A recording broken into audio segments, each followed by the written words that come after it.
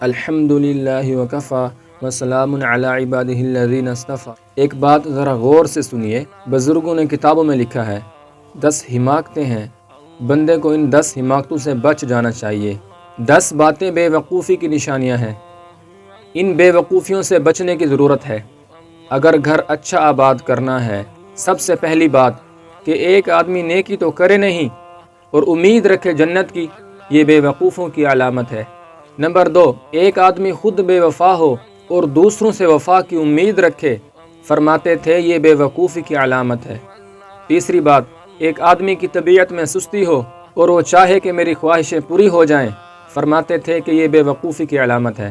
سست آدمی کی خواہشیں کبھی پوری نہیں ہوتی، اپنی خواہشوں کو پورا کرنے کے لیے کام کرنا پڑتا ہے۔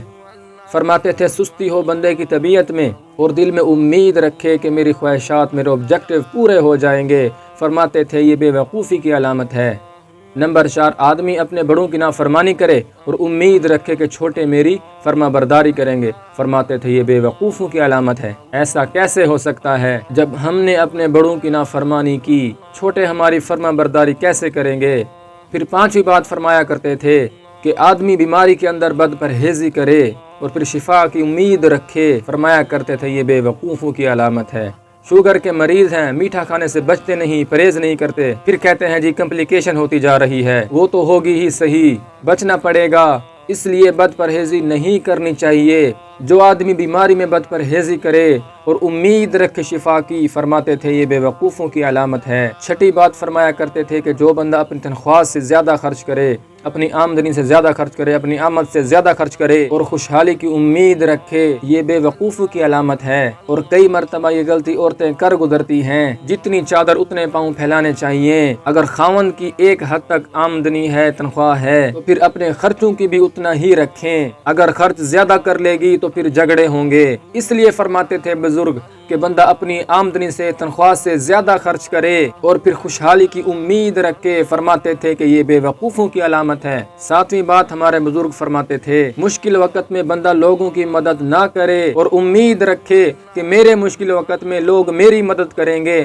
فرماتے تھے یہ بے وقوفوں کی علامت ہے۔ 8ویں بات فرمایا کرتے تھے کسی دوسرے کو راز بتا کر اور یہ امید رکھنا کہ آگے نہ بتانا، آگے نہ بتانے کی امید رکھنا، یہ بے وقوفی کی علامت ہے۔ اور عام طور پر سب سے زیادہ یہ بات عورتوں میں دیکھی گئی۔ عورتیں ایسی باتیں جو دوسروں کو نہیں بتانا چاہتی، وہ اس کو کہتی ہے اچھا میں نے تمہیں بتا دیا، آگے نہ بتانا، وہ کہتی ہے اچھا، پھر وہ آگے کسی کو بتاتی ہے اور کہتی ہے میں نے تمہیں بتا دیا، آگے نہ بتانا، اور کہتی ہے میں نے تمہیں تو بتا دیا، آگے نہ بتانا۔ آگے نہ بتانے کی امید پر یہ راز اوپن سیکرٹ بن جاتا ہے، ٹاپ آف دی ٹاؤن بنا ہوا ہوتا ہے، اور عورتیں اس بات میں اکثر ملوث دیکھی گئی، دل میں بات رکھ نہیں سکتی، ذرا سی بات میں اپنا سب کچھ بتا دیں گی، جو پیٹ میں لیے پھریں گی وہ بھی بتا دیں گی۔ لہٰذا اس بات کا جو ہے خیال رکھنا چاہیے، راز راز ہوتا ہے، مجالس کے اندر جو باتیں ہوتی ہیں وہ امانت ہوتی ہیں۔ اگر دوسرے بندے نے اس کو پسند نہیں کیا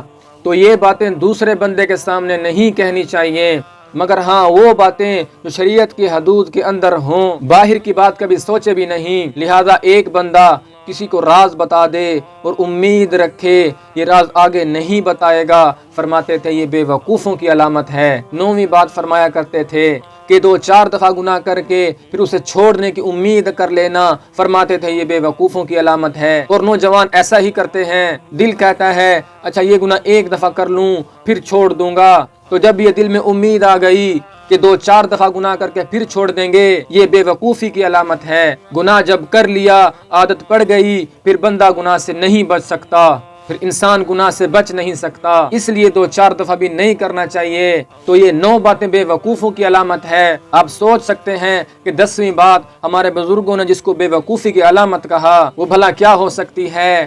ذرا اپنے ذہن میں سوچی تو صحیح، مگر بتا دیتا ہوں۔ ہمارے بزرگوں نے فرمایا کہ جو خاوند اپنی بیوی سے روزانہ جھگڑا کرے اور پھر چین سے رہنے کی امید رکھے، فرماتے تھے یہ بے وقوفوں کی علامت ہے۔ لہٰذا آپ کو 10ویں بات بتانے کے لیے 9 باتیں بتانی پڑ گئی۔ اللہ کرے کہ 10ویں بات آپ کے دل میں اتر جائے، بیٹھ جائے۔ لہذا جو خاوند گھر کے اندر اپنی بیوی سے جھگڑتا ہے، ڈانٹ ڈپٹ کرتا ہے، پھر وہ امید رکھے کہ میرے گھر کے اندر خوشیوں بھری زندگی ہوگی، فرماتے تھے یہ بے وقوفی کی علامت ہے، کبھی ایسا نہیں ہو سکتا۔ یاد رکھے بیوی کوئی بکری نہیں ہوتی، یہ جو جنگل سے آئی اور ہم نے اس کو پکڑ کر اس کے گلے میں رسی ڈال لی، وہ کسی کی بیٹی ہوتی ہے اور ہم نے خود اس کو جا کے مانگا ہوتا ہے اور اس کو عزتوں سے اپنے گھر میں لا کے بٹھایا ہوتا ہے، اس کے حقوق ہوتے ہیں، لہذا بیوی کے حقوق کو پورا کرنا چاہیے۔ جب کلمہ پڑھا تو پوری شریعت پر عمل کرنا انسان پر لازم ہو گیا۔ اسی طرح جب نکاح میں قبلتو کا لفظ کہا تو بیوی کی سب ذمہ داری اس خاوند پر آ پڑی، اس شوہر پر آ پڑی، تو ان کو نبھانا چاہیے،